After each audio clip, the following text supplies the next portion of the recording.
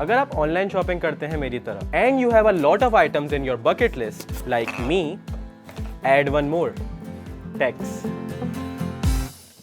आप किसी भी वेबसाइट से सामान खरीदते हो, दराज, अमेजॉन, अली एक्सप्रेस या टीमू, तो उस पर 5% टैक्स लगेगा और ये टैक्स आपका बैंक, पेमेंट ऐप या कार्ड कंपनी काटेगी जब आप पेमेंट करेंगे। अगर आप सोच रहे हैं टू डिच दैट टैक्स, तो याद रखें, आपने ऑनलाइन शॉपिंग पर टैक्स नहीं दिया तो कस्टम्स आपका पार्सल रोक लेगी। जब तक कुरियर कंपनी टैक्स पेमेंट का प्रूफ नहीं देगी, आपको डिलीवरी नहीं मिलेगी।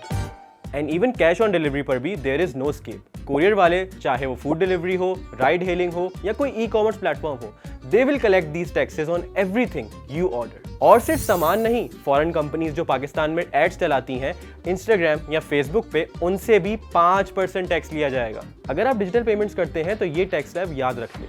10,000 तक शॉपिंग करने पर 1% टैक्स, 10,000 से लेकर 20,000 तक शॉपिंग करने पर 2% टैक्स और 20,000 से ज्यादा की शॉपिंग करने पर सिर्फ 0.25% टैक्स। ये टैक्स डायरेक्टली पेमेंट गेटवे काटेगा जब आप पे करेंगे। कैश ऑन डिलीवरी पे भी कैटेगरीज के हिसाब से अलग अलग टैक्स होगा। इलेक्ट्रॉनिक आइटम्स पे 0.25% टैक्स, कपड़ों पर 2% टैक्स और हर दूसरी चीज पर 1% टैक्स।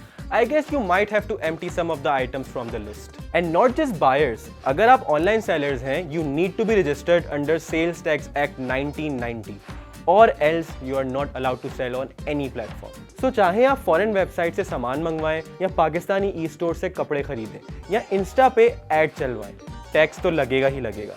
इस फाइनेंस बिल का सिंपल मतलब है, हर क्लिक, हर ऑर्डर, हर ad will cost you much more.